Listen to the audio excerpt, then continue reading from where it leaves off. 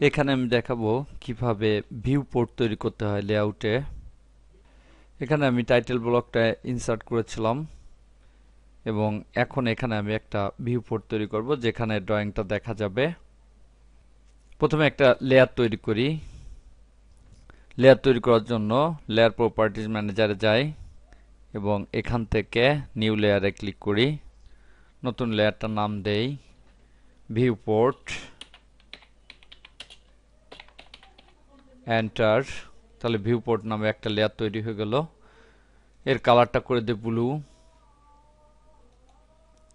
ওকে, তাহলে view port নামে একটা লেয়ার তৈরি হয়ে গেল। এখান থেকে ভিউ পোর্ট লেয়ারটা আমি নিয়ে আসি, চয়েস করলাম। এবার এখানে আমি একটা ভিউ পোর্ট তৈরি করব যেখানে মডেল স্পেসের যে ড্রয়িংটা রয়েছে সেটা শো করবে। এবার ভিউ পোর্ট তৈরি করার জন্য ভিউ ট্যাবে যাই, এখান থেকে রেক্ট্যাঙ্গুলারে ক্লিক করি, চয়েস করলাম। এখানে ক্লিক করে ড্র্যাগ করে এর নিচ পর্যন্ত নিয়ে আসি, ছেড়ে দেই, ক্লিক করি। দেখতে পাচ্ছি মডেল স্পেসে যে ড্রয়িংটা রয়েছে সেটা লেআউট অনে সেই ড্রয়িংটা চলে আসছে এই ভিউ পোর্টের মাঝে।